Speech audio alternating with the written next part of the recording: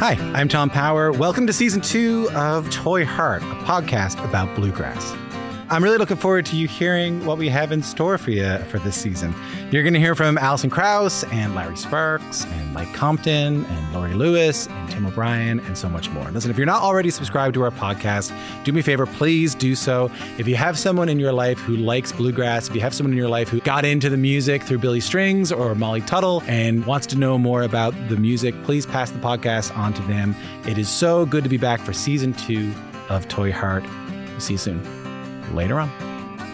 Season 2 of Toy Heart with Tom Power is out now. Subscribe and listen where you get podcasts or thebluegrasssituation.com. Hi there. This is Justin Hiltner, BGS Managing Editor and lifelong banjo player.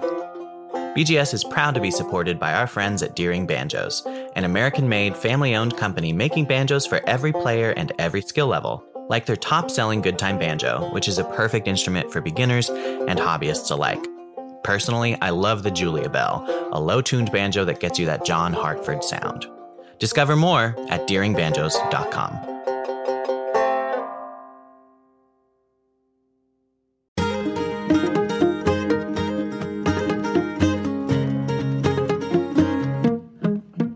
All right, welcome to Basic Folk, where we have honest conversations with folk musicians. We are on the Bluegrass Situation Podcast Network.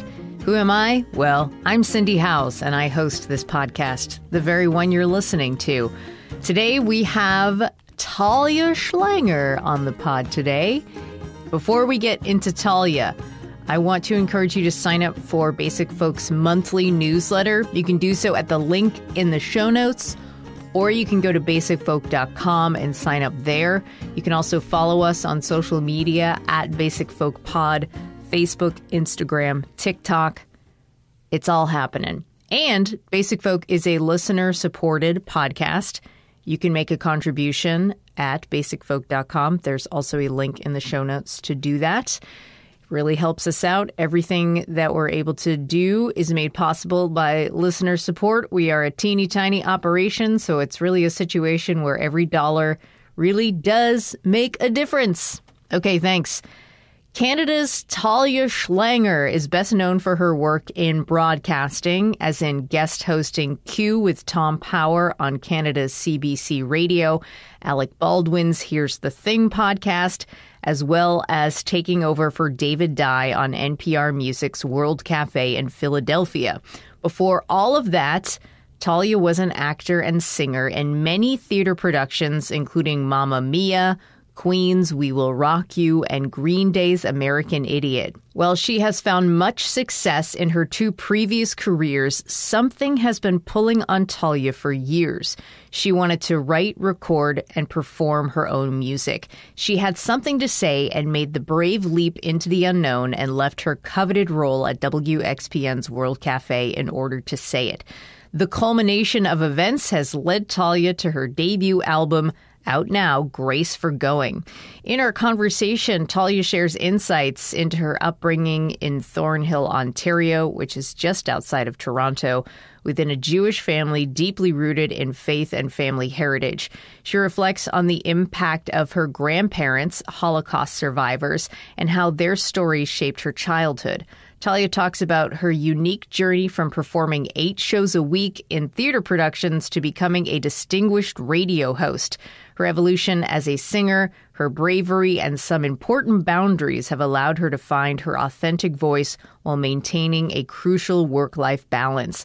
Throughout the interview, she touches on themes of personal growth, acts of kindness, and her commitment to learning and curiosity, offering a fascinating glimpse into the life and career of this remarkable person. Talia Schlanger, the debut album Grace for Going. Let's take a listen to a song from this record, Attention, and then we'll get to our conversation with Talia Schlanger on Basic Folk. Hold me close, whisper how you love the shape your name takes in my mouth. Soft and low, breathe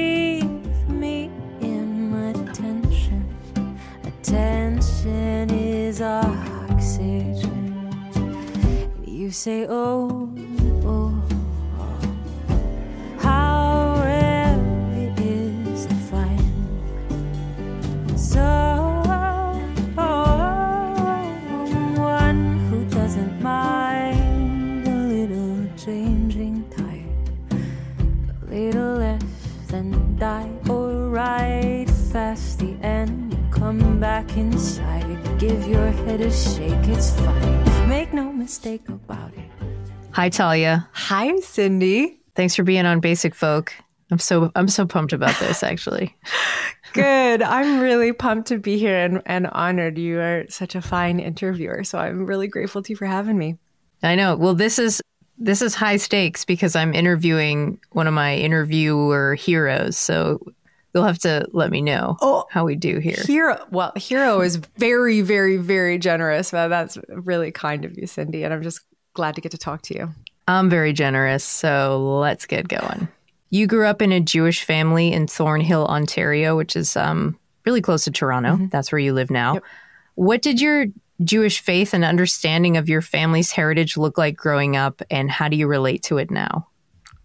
We're going in deep. First question. I love it. I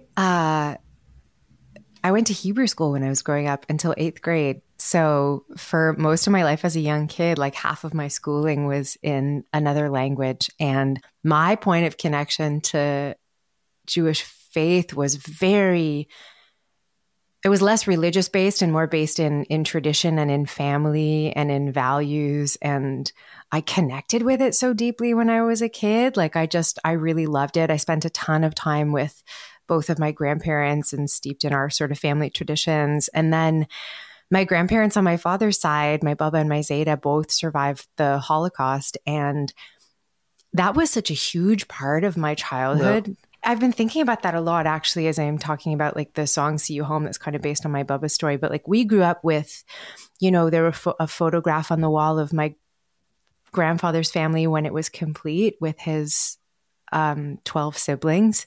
And then most of them didn't survive the war. And that was just part of the story that I knew when I was a kid of what our family history was. So it was very beautiful and very heavy. And I think I had a sort of complicated ups and downs with it throughout my life. I think as anybody with an identity that's maybe slightly different or a slightly smaller group has. But the way I feel about it now is I feel a lot of gratitude because I think that genuinely the universal values that I learned from my family that were steeped in, for us, Judaism, just helped me so much in life and helped me to be grateful and to be generous when I can and to see the humanity in all people. And I'm really, I take a lot of heart in that upbringing. And also, my favorite values from my Jewish upbringing are the universal ones that anybody from any background shares, of loving other people and doing acts of kindness and having gratitude and living as if there's something bigger than you. Yeah, it's a long answer. Sorry. No, we love it. I read that you love to learn. You said, I'm a firm believer that everyone is a student and everyone is a teacher, and inevitably someone I get to interact with during the course of a day teaches me something I didn't know before. Mm-hmm. Where did that love of learning come from, and how do you best learn? Oh, how do I best learn? Okay, I'm going to save that one. I'll say it came from my parents for sure. Both of my folks were teachers. My mom taught kindergarten for her whole career, and briefly towards the end, she graduated to first grade and taught literacy in first grade. But for most of her career, she was a kindergarten teacher. And my dad was a professor at a university, and they both worked really, really hard to help people learn stuff because it was cool. And they both had such a passion for helping people grow, learn, share, all of that stuff. So I'm sure that that's where I got it from. And I think I've always been curious since I was a little kid. I wanted to know how things worked. I wanted to talk to people and ask them questions about stuff, maybe obnoxiously so when I was small. And as for how I learn best, I don't know, because it depends on what I'm learning. I can remember when it comes to music, like hearing things is such a vivid experience for me. Obviously, you never know what it's like in anybody else's head. But if I hear something like a melody, it can stick with me and it can get learned really quickly. And I have a weird audio memory kind of a thing where like, if I've learned a fact from a podcast, I can remember where I was walking while I was listening to that podcast. It's like a strange, I don't know, it's a weird sense memory thing. But I find if I really have to learn something well and it's new information, I have to read it, and I also have to write it or engage with it, make notes. I'm a very pen and paper kind of a person. So if I had to learn something for a test, or if I want to really try to remember something that's important to me, I have to absorb it and then write it down. Like I'm a maniac about writing things down, and I have notebooks upon notebooks upon notebooks of handwritten stuff for learning, I guess, and for also just exorcising. Not like exercising, like fitness, like getting out. Yeah. Right. I want to hear about your early relationship with radio, and how does that early relationship continue to impact you? I remember listening to the radio a lot with my dad in particular in car rides, like on the way to school, on the way to the subway. I remember there's one Canadian journalist who hosted a show called The Current. And it was like a current affairs show called Anna Maria Tremonti. And she would come on in the mornings. And I remember thinking that she was the smartest human being that had ever walked the face of the earth, and thinking just like, I remember my dad being so impressed, and then thinking like, wow, I want to be smart and talk about stuff on the radio someday. And my dad had a brief stint on radio, sharing some of his knowledge about business and entrepreneurship from some of his professorial stuff. And he loved that. And then I, as a teenager, even before that, like middle schooler, 6th grade and on, loved listening to music on the radio. Obviously, it was the era where you had like a boom box, and then you had a little tape deck in it, and you would have to hit record and play at the same time when your favorite song came on, and then you could record it from the radio onto a tape so you could listen to it again. And my favorite DJs. And there's also a guy called Alan Cross, who's a music journalist, who had this show called The Ongoing History of New Music. And it was on the rock station on Sunday nights. And it was sort of like a really cool documentary show about little known, well, exactly what the title says, the ongoing history of new music. You know, it was new and old stuff, and just like really cool behind the music stories. And that, I think, more than anything, shaped my love of radio and what I wanted to eventually do when I became a music interviewer. Rather, I don't know if it's like a music journalist. I don't ever say that. When I started to talk to people about their music. Yeah. So I don't know very much about Canadian radio. Are there commercial stations as well as the CBC? Yeah, okay. There are commercial stations. We had, like, when I was growing up, there was like the pop station, and then there's Q107, which was like the classic rock station, and then 102.1 The Edge was like the more contemporary rock station. And Kiss 92 and we have a bunch of commercial radio, and then we have CBC as well. All right. The next time we see each other, because I feel like people are going to get real bored if I start asking you nuts and bolts questions about like Canadian radio programming. But next time we see each other, let's put a pin in this and pick it up. For sure. Because I'm interested to hear about like the homogenization of Canadian radio if it ever happened. But oh yeah, it's happening. We can definitely put a pin in that. Yeah. All right. Great. Sidebar. Okay. I know that you were always singing growing up, but what did the music scene look like in your house? Like, who was singing with you? Was anyone else playing anything? And what was being played and or listened to? The music scene in my house had a lot of theater and show tunes.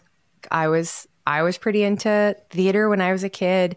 We listened to Les Mis, the music, Les Miserables, sorry to use the formal official full title, Les Miserables, the musical when I was a kid. And there was like videos, there's archival videos of me running from one end to the other end of my parents' couch and singing the song Master of the House at like age 4 or 5. And nobody was... You were doomed. Yeah, nobody was singing with me at that point, Cindy. Absolutely no one. Yeah. And then, I mean, I remember, this is funny, I cover a Huey Lewis song with my band right now, and I'll always have a love of Huey Lewis, because my dad's tape deck had pretty great stuff in the car. There was that Huey Lewis album with the four guys are on the cover in the red suits, and that was on repeat. And A Night at the Opera by Queen was also in his tape deck. We listened to that a bunch. And he's like kind of a folkie, so he loved Leonard Cohen and Joni, and I don't think that I had an appreciation for them when I was growing up, but then certainly a little bit later I've come to obviously love and revere his record collection. And both my folks play guitar. Like my mom played guitar in her kindergarten class, sort of like basic and simple fun songs, and my dad is quite a beautiful guitar player and singer, and he put it down for some time, but he has started to pick it up again, and it makes me so happy that he's rekindled that. And sometime on the John Prine died during COVID, and at that time I was living with my folks for the first time since I was 17, and my dad and I, in his honor, learned Summer's End together. We sang it as a little duet together. Picked it on the guitar. So yeah. Also, I didn't know your mom was a kindergarten teacher. Oh yeah. It's all coming together. Is it? Do I have child of a kindergarten teacher energy? Yeah. Yeah, she's like the sweetest human. She's the sweetest human. I bet she is. Yeah. Yep.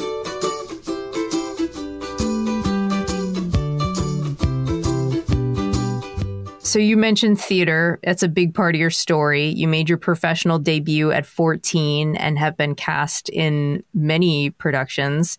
You would perform like many shows a week on stage. I read 8 shows a week for one particular production, and you likened that form of professional acting to being an athlete.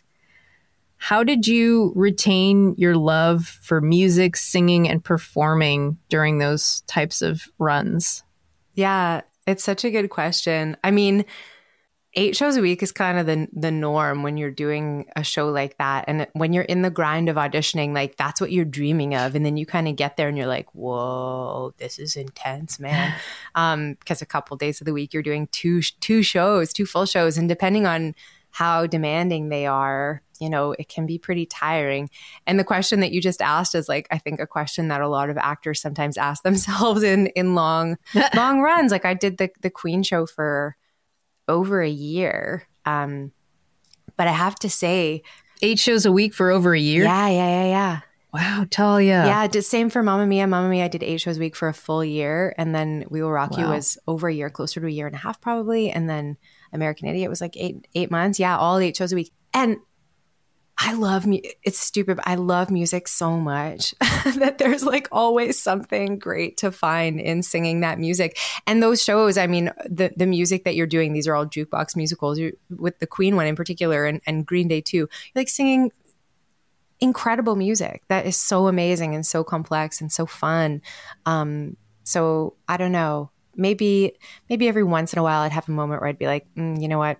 I don't know if I want to sing We Are the Champions today, but then, it hits, you feel the crowd, and then you just sing it, and then you have so much fun, and then it's over. And I look back on those years so fondly, because it was grueling, but it was so much fun. It was so fun. Singing is your first true love. What has been the evolution of your connection to your singing voice? Oh, that's another really good question. My relationship is so different now than it was when I was doing theater. When I was doing theater, I saw things change so much. I did my first professional show when I was 14, and that was in the year 2000. And over the next couple of decades, the style of singing for women in musical theater got higher and higher and higher. And it's sort of like the Wicked effect, those crazy high belted notes that Elphaba sings in Wicked. are significantly higher and held for significantly longer than shows that came before it. And the trend now is like a very, very high. It's all about the high notes and the super long held notes and vocal gymnastics. And I, sang like that when I did those shows. But I don't choose to sing like that really anymore now. It's a lot more of a choose your moment. And I get to have a more, because I'm not having to hit the same note every night because I've written the songs that I'm singing, they can be different and they can really be felt in the moment as I feel them. And, sometimes like the songs, some of them have climaxes and some of them have, feelings that take you one way or another way, depending on the mood that day. And so my relationship to my voice, it used to be that I would expect my voice to hold a note for a particular time on a particular day. And if it couldn't do that, I was upset with myself or I was upset with it. And I was like, I'm not in good voice today. I'm scared to do the show, that kind of thing. And now I feel so much more liberation in like doing my own shows where it's like, okay, I'm going to meet my voice where it is today. And that's what the show is going to be. And I'm going to sing it like I mean it. And that's kind of the only thing that I'm going to ask from my voice. And I'm enjoying it more than I ever did. Oh, that's such an important lesson. I have a part 2 of this question. Sure. How about your speaking voice and host personality? Like, how did you develop your on-air persona? And what do you think your speaking voice? My speaking voice, I never thought much about my speaking voice until I started doing radio stuff. And I think that listening to your own voice, I'm sure you know this, Cindy, like when you started doing your podcast and then you're listening to your own voice, it's the weirdest thing to do. Like when we used to leave people voicemails all the time, you would like hear your voice on a voicemail and you'd be like, that's what I sound like? Like, that's weird, man. And I had the same thing when I started doing radio. I was super lucky to have an amazing mentor at CBC called Anne McKeegan, who coached a lot of the hosts in the music department on programming. And we would do these air checks where we would sit once a week and like listen to a couple of host breaks and break them down and see what could be better. And the thing is, I think the only thing that matters when you're speaking, like people will sometimes say, oh, I like your voice. I like hearing you on the radio. What I really think that they like is they like hearing a person who is being themselves, who's relaxed, who's not, trying to push any agenda or convince anyone of anything. Like, I think that the more you sound like yourself in daily life and the way that you would speak to a friend, the better your voice sounds, as it were, quote unquote. I use, better in air quotes, but I think, and so learning how to do that was a funny challenge because like you have to learn how to continue to be yourself when you're in front of a microphone. And it sounds like the easiest thing in the world to do, but it's so hard. And I think it took for me years before I felt like when I heard myself on the radio that I could hear, even though I still cringe at the sound of my own voice, I could at least hear myself as a person being consistent and authentic self. Do you cringe at the sound of your own voice? Yeah. Your speaking voice? Everybody does. I mean, maybe I don't cringe at it anymore. Like I'm okay with it and I've done enough. I'm desensitized enough. I've done enough listening to it that I'm just like used to it. I'm okay with it. Yeah, what I think. Exactly. Yeah. But it's not like I'm like, ooh, listen to that radio voice. And it was the same making my record, like because I was so involved in the like arranging process and in choosing takes and putting things together. I even always have to turn off the part of my brain that's analyzing, like, does this sound beautiful? Does this sound good or not? And the only question that really matters to me, like in recording for singing or in recording for radio, for anything is like, do I sound like I'm telling the truth? Do I sound like I mean it? That's it. Yeah. Yeah. So good. Okay. You decided to get a degree in broadcasting at the Toronto Metropolitan University. And after taking time away from school to join a couple of theater productions, working 8 shows a week, singing hi, you got an internship at CBC, the Canadian Broadcasting Corporation. You got it. Which is similar to, for those who don't know, is similar to NPR in America.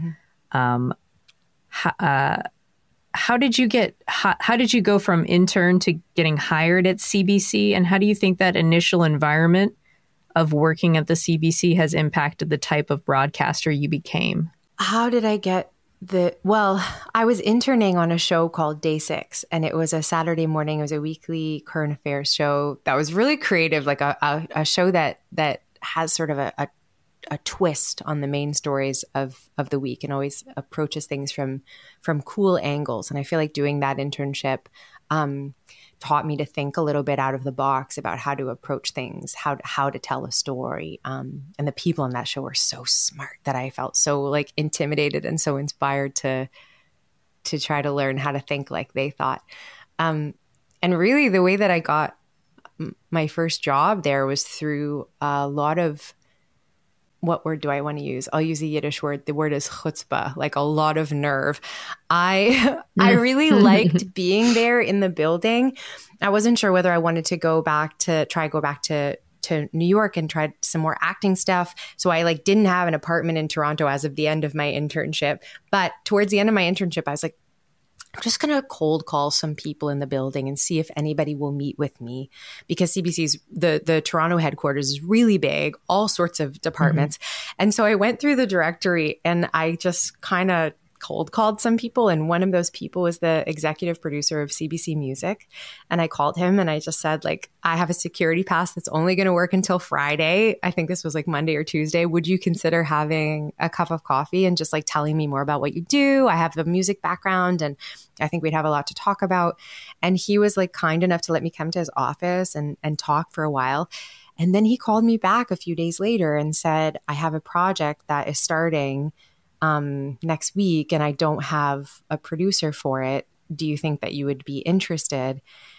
And it's crazy to say it now. I don't know what he saw in me that made him think that I was capable of that, because I certainly had no real skill to do what the task was, which was to plan and execute this cross-country road trip for a host. A CBC host was getting in a Volkswagen Beetle in Vancouver on the West Coast and driving all the way to Montreal and making stops with 15 bands to shoot band sessions along the way.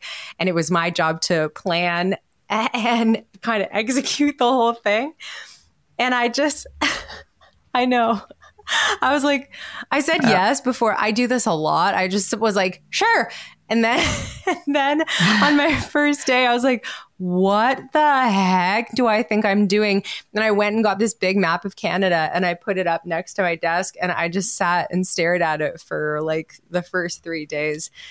And with little push pins that I was going to put in the cities that we were going to go to. And then, after a few days, I sucked it up and figured it out. But at that time, I was also I had no money. I was finished school and I felt like I couldn't give up my bar shifts because I had worked my way up to some good shifts at the bar down the street called the Loose Moose.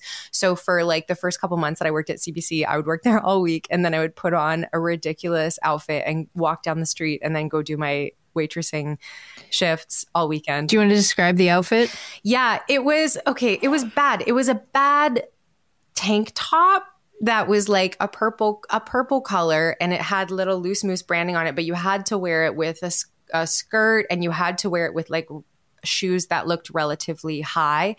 But that was very dumb because you would have to chase Blue Jays fans down the street who didn't pay their bills after coming to eat a bunch of nachos before a game. And these shoes, in the winter, wearing a tank top and high boots, running down Front Street, being you can't get away with this. Yeah. Oh my God. Yeah, the outfit was not helpful for what the job required. I stuck with it. And then after a while, I kind of weaseled my way through. It was honestly just having conversations with people and feeling so lucky in having a few folks there take a chance on me before I was really ready for an opportunity, and then having good mentors and the culture there. I'm giving you a very long answer and I forget the second part of your question, but I think it was about how the culture there. Yeah, the thing about the culture at the time when I started, I felt so much support and care and mentorship, and I felt like there were lots of opportunities and possibility and that people were excited about what we could do at that time. And so that really felt like home to me then. And it made me think about how I wanted to be in my career and how I always wanted to have that feeling and help other people when I could, and just be excited about storytelling.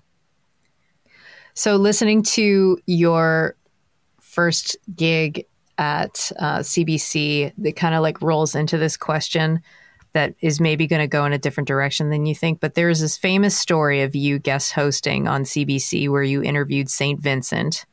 Bruce Warren, the program director at WXPN in Philly, heard that interview and emailed you after with his compliments. Then he encouraged you to apply for a contributing producer at the NPR music show World Cafe, which you would go on to take over for the original host, David Dye. It was a huge deal. It was also a grind similar to your time in theater, from what I gather. And like, I just want to know, like, how are you about overworking yourself, and how has your experience with World Cafe and theater impacted your willingness to push that kind of like work-life imbalance? That's such a good question. I had to do a hard reset after I left World Cafe on work-life imbalance. A hard reset. Like I struggle with it a lot now too. I think I'm a lot better than I was at knowing when to shut it down. Although now that I'm doing music and my art and my life are intersecting so much, I'm struggling with it again. But back then, like when in my early days at CBC, I worked like a maniac. Like I beyond what I would want for myself now. Like, and it wasn't that anybody was asking me to do that either. It was the standard that I held myself to and the way that I felt that I needed to prove myself in everything. And as I'm saying that, like, I don't even know what the takeaway is, because it led to good things and I got really good opportunities. And part of that was because I worked really hard. And I remember like when I was asking for the opportunity to guest host on Q for the first time, right before the interview that you mentioned with St. Vincent, the person that I was speaking to, he was like, what would your manager right now say if I told her that I was going to have you guest host Q for a week? And I said, she would say that I'm not ready to do it, but that I'll work really hard. And I was like, I will work harder than anybody that you will have guest host to learn everything I can to try to do a good job. And I don't know if that's good or, I mean, the result has been good, but the process, I don't know if that was good. And, you know, when I was at World Cafe, the workload there, especially in the beginning, especially in the first year or two, was wild. And again, nobody was putting it on me. Nobody was asking me to listen to every single album in,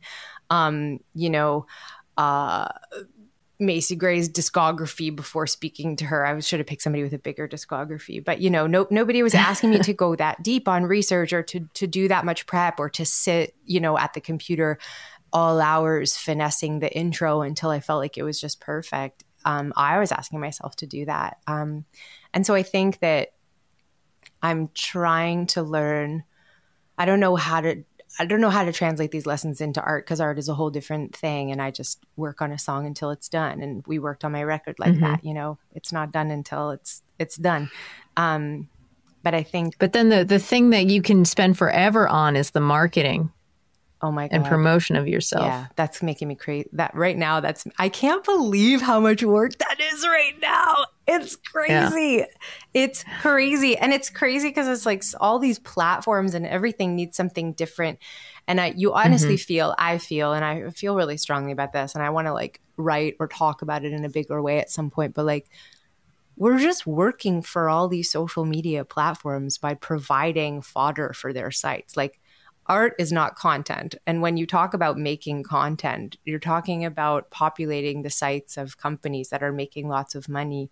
And I don't know how much that furthers art. But anyway, that's a whole other rabbit hole. I'm trying to be a bit... Put a pin in that. Yeah, put a pin in that. Next time we see each other. But yeah, I'm trying to be a little bit better about work life, and also knowing that part of... It's weird because work, like when you really love what you do, you also just work hard at it because you love it. You know, I loved writing those interviews for World Cafe. I loved laboring over them all hours, because then when you have a really great conversation, it's like, wow, that was so fun. And So I don't know what that says, but I think that having a bit more boundary, having a bit more of a sense of self-care is something that a lot of us learned during COVID times. And I'm continually trying to learn. Yeah.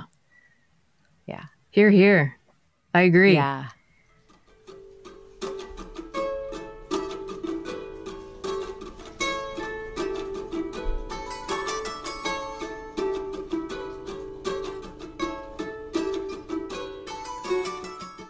I read that you were talking about how with public media, you don't have to adhere to commercial media standards and that you're more open to play what you wanted to play, but you want to keep things accessible. And you said sometimes music discovery can feel snobbish or exclusive. How do you think that relates to your artistry and then the way that you present yourself as a musician? I don't know that I've thought about that yet. I think when I'm making music or figuring out how a song is going to be arranged or writing, that I'm not really thinking about anything of how anything should be. I'm really super trying to, this will sound very hairy-fairy, but really trying to be open to what is. And like when a song is being worked on or when it comes out or when it's done, it has this feeling of like inevitability to it. Like I can't decide that this should be more accessible or quote unquote, or more folky or less rock and roll, or I can't decide that actually. The song, the thing, the whatever is telling me what it is. So my job is to like not ask too many questions and just like let it take its full form. And then that's sort of like a thing that you just know in your heart when it is the thing that it's supposed to be. So for me, that's not even part of the process and part of the difficulty now because I do have to like pay bills and continue to live life. I'm doing freelance in radio stuff and I'm still interviewing people or thinking a little bit about music programming here and there. And I find it really hard to flip my brain between artist mode that is like totally devoid of that, like not thinking about that in the slightest and almost can't because it's detrimental, to super, super, super thinking about that. Yeah. Wow. Does that answer the question? Yeah, I would find that really hard too, to flip back and forth. Yeah. Okay. This kind of relates to that. While hosting at the World Cafe, through interviewing musicians, you discovered that you wanted to pursue your own music and your own writing. And you've talked about how nobody hands you a permission slip and says, you're allowed to make art now. You either do it or you don't. So you left World Cafe. And this sounds like, to me, for the first time, like this is a decision that you made on your own. Like it was your own idea. Like you've been presented with several quote unquote offers you couldn't refuse. But what did it feel like to make this one that seems like a huge leap of faith, this decision? What was it like to make it for yourself? That's so right. That's exactly what it was. It was like, I'm not going to be bounced around by what might be out there, no matter how great it is. It felt terrifying for sure, and very freeing, and defiant, I think, a little bit in a way. Like I did have to prove to myself that I had the choice, because I think that I'm so grateful for everything that I've gotten to do in broadcasting. And I feel like a few of those opportunities were so great that I didn't even let myself think about any other options. It was just like, yeah, you don't say no to this. You try this, you do it. And I'm glad that I did. But I think that I had to take a stand in my own life and say to myself, actually, you can actively choose what you want for your path. And if you feel like there's something that you have to contribute that you are not getting the opportunity to contribute in your current life situation, then change it. It's tough love. Like I had to tough love myself through it. Once I saw that, because it's also a bit like, well, what do you think you're going to do? Who are you? Right. You know what I mean? Like it's a little bit nutty, but yeah, I think that my level of trust of myself now has increased, and that I see the effects of that. Oh, great. Oh, thanks. Yeah, it's funny. I'm just kind of realizing it as I'm articulating it to you, but that applies to my voice, my writing, to everything. It has effects. It has effects on my relationships in a huge way. But because I did that, I think that I really did a solid for my own trust in myself and my own trust in my gut and feelings. And I wish that for everybody. Like, I really wish for everybody to have trust in their own path, you know? Mm. And like you said, that ripples out into your relationships. It ripples out into the world. Big time. So you did us a favor as well. Oh, that's kind. I don't know. Humanity says thank you, Talia. Okay, this question kind of expands on that. So you are someone who has not only been searching for your calling, but you've left a couple of sure things, like we just mentioned, in order to find that calling, which we're here. Are we here? The music? We're here. Are you gonna change gears, or is this is the one? Oh, that's a question. No, that's not the question. I don't know. That was a question within a question. So here's the question. What has been your experience with that seeking, and especially that leaving? Are you able to easily recognize when you're in something that's just like not for you? And how do you identify that? That's a deep question. Get in there. Yeah, right? I think it's a gut feeling, and it's a presence thing. Like, if I'm so busy that I'm not taking time to do a little bit of writing each day, or do a little bit of mindfulness, or take some time to kind of observe what's going on inside in any given day, then that kind of stuff doesn't happen. But I find as soon as I add that into my routine, it's kind of like sticks out like a sore thumb if something is not feeling right. And not that we get to choose. It's a very different between like things feeling good or being fun, because we don't actually get to live in a world where like things are good or fun all the time. But we know when we're living out of step with our integrity, or what feels correct inside, yes. Right? Even if that's really hard or really sad or really whatever. And so I think just by focusing on things that make me more present, then I'm more easily able to identify with it. And I also don't, in my life, like making a hard and fast decision about the way that anything is going to be forever. Like, I'm really, for better or for worse, I don't have the ability to feel like this is an inarticulate sentence, because of a lot of what I do for work also involves an element of personality and of myself. Like talking to people on the radio or writing music, this all requires you to bring a lot of yourself to the table. I'm incapable of continuing if I feel like I'm not able to bring my authentic self to the table, or if I feel like I have to shove something down to do it. I actually I don't know what it is. Like, I don't have that valve. I can't do it. I'd rather leave and find something else, or find a way to make it work. But and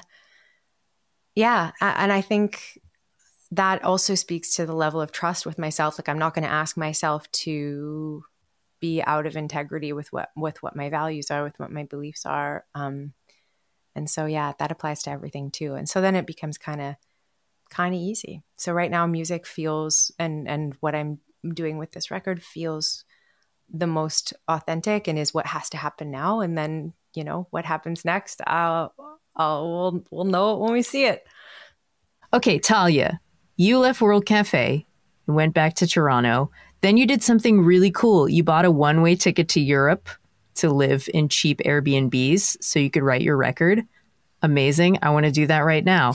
What was that time like for you, like coming down off Philly and all that you left behind and stepping into your new life? I was really a mess for a little while, as you can imagine, because it was such a huge change. Like, it's looking back, I'm extremely grateful that I did it. I wouldn't have done it any other way.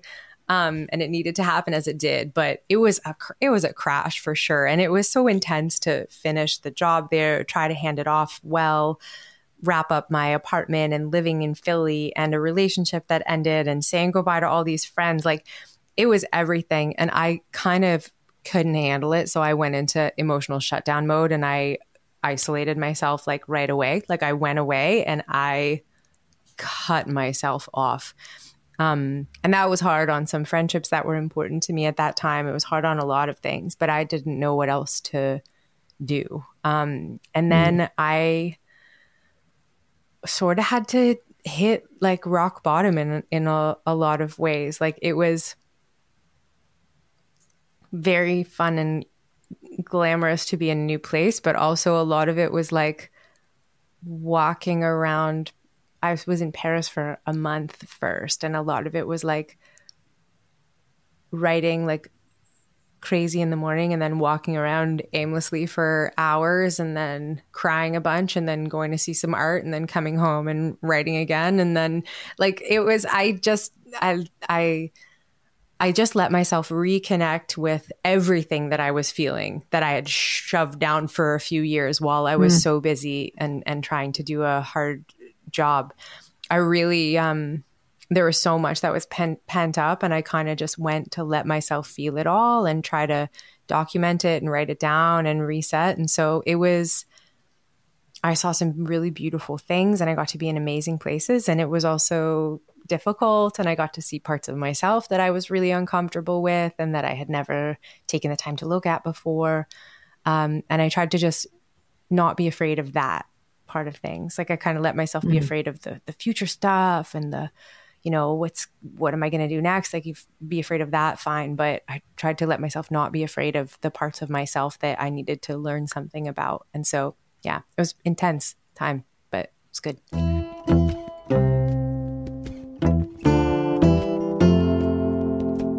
You've talked about that you had something inside of you that you had to make, as well as you're not living with integrity with yourself if you realize something like that and don't act on it. And you were talking a bit about integrity previously in our conversation. But what about like the pressure?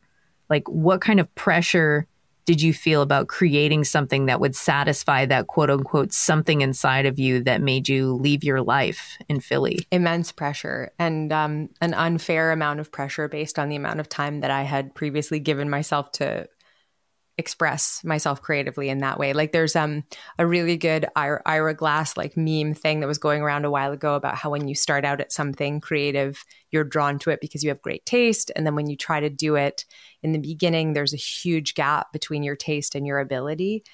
And your work is to, you know, keep going until you narrow that gap. I'm paraphrasing, but I took a lot of comfort from that idea of his, because I was at World Cafe, like listening to some of the greatest music by some of the greatest artists.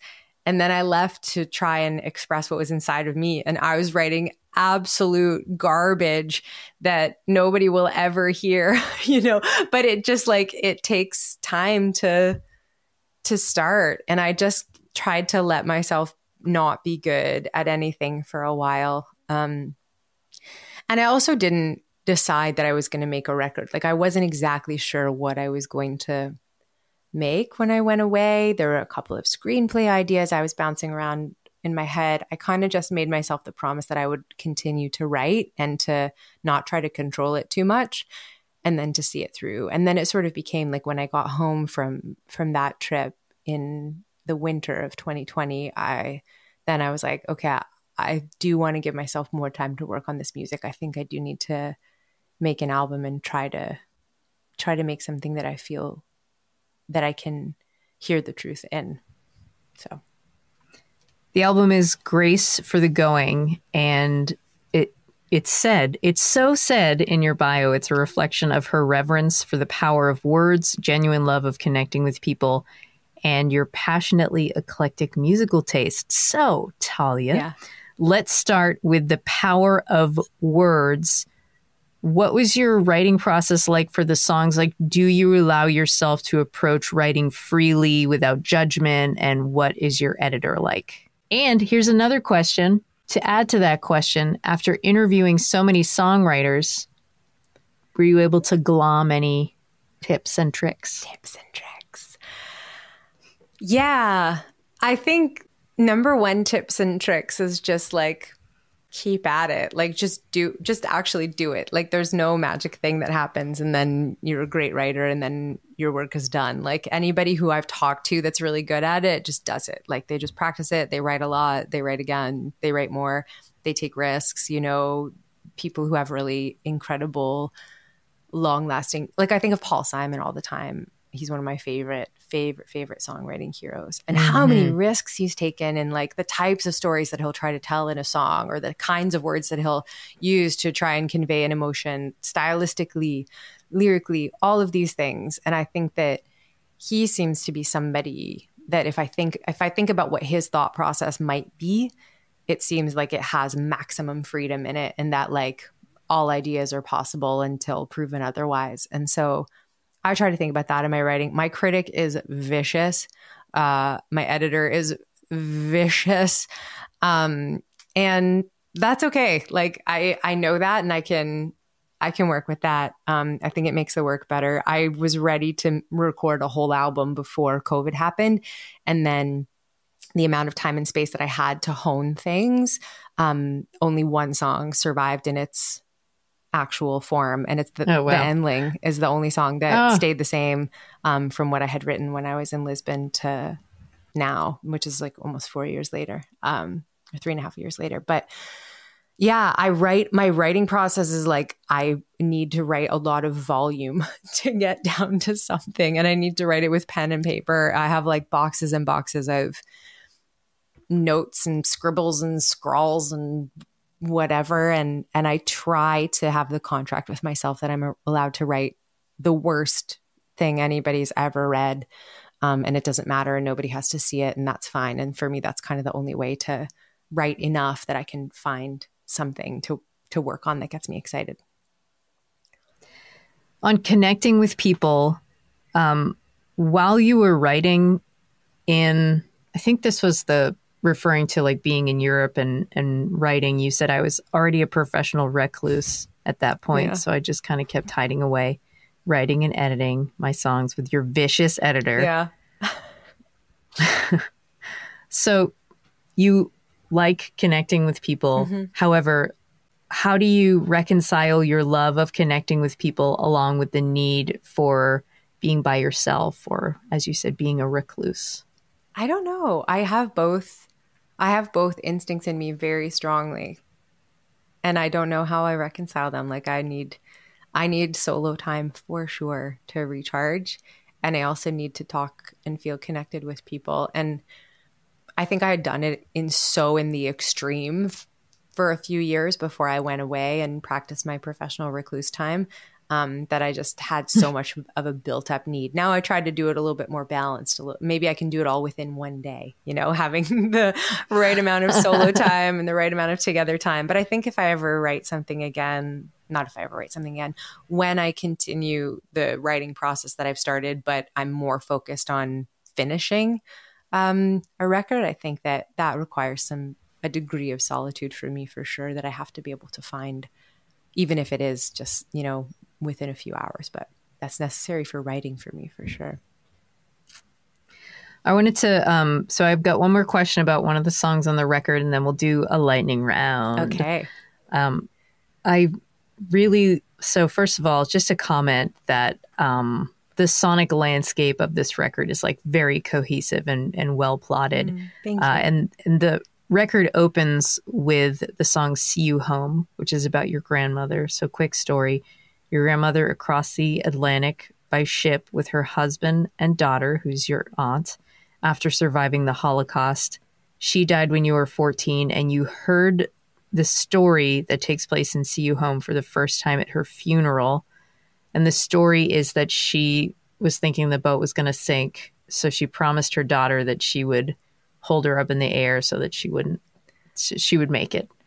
Thanks for how has that? Sorry, it's so nice to hear you tell that story. Like, I'm usually the one that tells it, and it's really nice to hear somebody else say it. So thank you for that. Sorry to interrupt you. Listen, thank you. Sit back, relax. I'll tell all your stories. Oh, thank you for that, though. It's really sweet.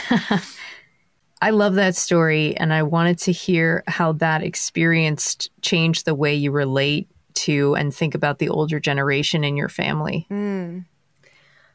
I've always loved old people, older people. I think it is because I spent a lot of time with my grandparents when I was a kid. I have very fond memories of spending lots of time with my Bubba and my Zeta on my dad's side, and my Bubby and my Zadie on my mom's side. And hearing about their lives and hearing stories from them, there's such a peacefulness to people who are lucky enough to be well and healthy and comfortable and all these things.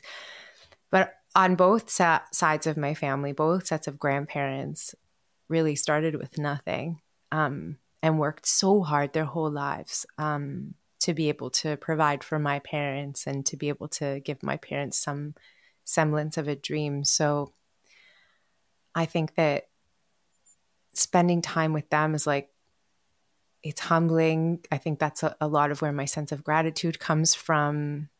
And I still have one living grandparent, my Zadie, my mom's father. And I just showed him the liner notes for the first time for my album.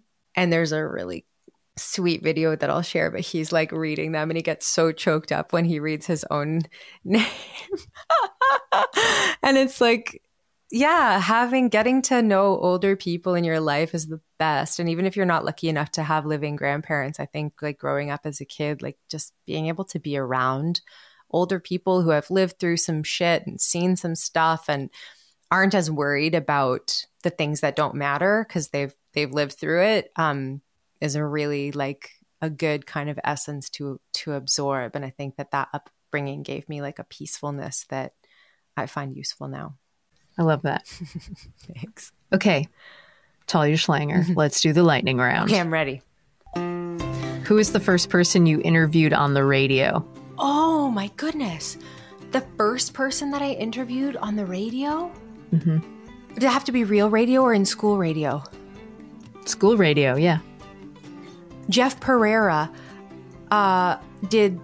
is the leader of this group called the White Ribbon Club. He's an activist trying to help men with masculinity and with a reduction of harm against women and violence. And it was like this, he was this super cool activist on campus at TMU.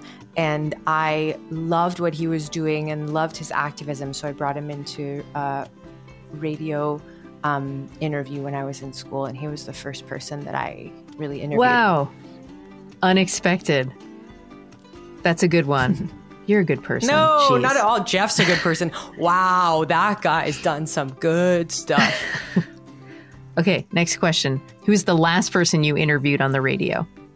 On the radio, the last person would be Lily Gladstone, most recently for the show Q at CBC, and she just won a Golden Globe for her performance in Killers of the Flower Moon. And yeah, she's the last person that I got to talk to for radio. Did you see that movie? Yeah, I did. Did you? Yes. I read the book too. Whoa. The book was, I feel like, essential in order to like following the movie. I want to read the book. The story is just, I don't even have a word for it of what it is. Right. It's staggering. Yeah. First album you bought with your own money? Dookie by Green Day. Of course. What is one skincare or beauty product you cannot live without? Saying thank you when I go to bed at night to my eyelashes. Oh my God. For keeping my eyes open. Wow. Who is your celebrity crush? I was going to say Volodymyr Zelensky.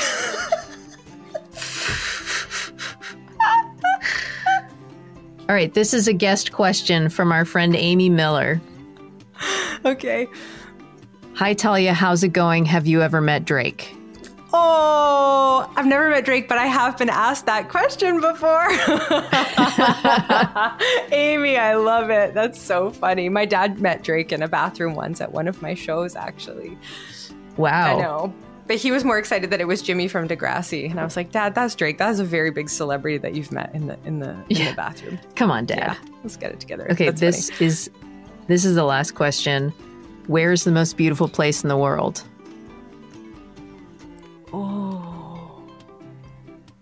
Oh my God, I'm going to make myself barf with this answer. But honestly, snuggling in the bed with the person that I love very much. Oh, I can nice. I can tell you the most physically beautiful place, I think, in the world if you want a more real rapid fire answer. Do you have one? I think the most beautiful place I've ever seen was, oh my goodness. There's so many that are all flooding through. I'm terrible at rapid fire because I always want to be like, yeah, but that, but then that, but then that, but then that. I can tell. And also that, and also that. Like right now I'm thinking of the coastline in Portugal near Lisbon, like in a town called Sintra overlooking the Atlantic Ocean. It's like the most westerly point of Europe, and it was where they used to think that the world ended. There's a song actually that I'm working on based on that idea, and I went there how cool. on my travels. Yeah, and it's just like that looking out at the ocean at that point. I don't even know what you would call the physical point. I'm going to get an F in geography, but it was considered the most westerly point of North America, and it's off the coast of Portugal, looking at the Atlantic Ocean, and just thinking about how people before America was, a lot of people already knew about what we call Turtle Island because they all lived here, called the indigenous people. But before some other people who lived in Europe learned that there was another place also, they thought that was the end of the world. And it wasn't. So I think that's the most beautiful place because it's has so much possibility in it. And then, discovery. Amazing. Yeah. Don't sleep on Portugal. Don't sleep on Sintra. So it's great. Been. It's so beautiful. Isn't it so beautiful? Yeah. It's you can't go wrong there, no matter what you do. It's so beautiful. But then I'm also thinking about the most easterly point of Newfoundland and St. John's, and how similar kind of the coastlines are across the Atlantic Ocean. Those were the two things that were battling in my mind for the most beautiful. Wow. Yeah. Talia Schlanger, thanks for talking to me. Thanks. You're just the best. No. You're irresistible. God, no. The record is so good. Thank you. Everything you do you're like Midas, everything you do, golden touch. You're far too kind. I really enjoyed talking to you. Your questions are very thoughtful. You made me think a lot today, so I appreciate that so much. Now you can take a rest. Yeah. Thank you. Thank you. This episode was produced by Anthony Cabrera. Our music composed by Alex Stanton. Basic Folk is on the Bluegrass Situation Podcast Network. You can find all of our episodes at thebluegrasssituation.com. You can check us out on the SiriusXM app by searching for Basic Folk. You can find us wherever you got your podcast today, or you can go to our website, basicfolk.com. If you enjoyed this episode, I suggest you share it with a friend who's maybe in a rut and really wants to do something creative and just needs that extra push in order to make the leap into the unknown in order to do so. I think Talia is a real inspiration for that type of momentum, and your friend will thank you for it. As do I, Cindy, the host of Basic Folk. Thanks for listening all the way to the end, and we'll talk to you next time. Bye.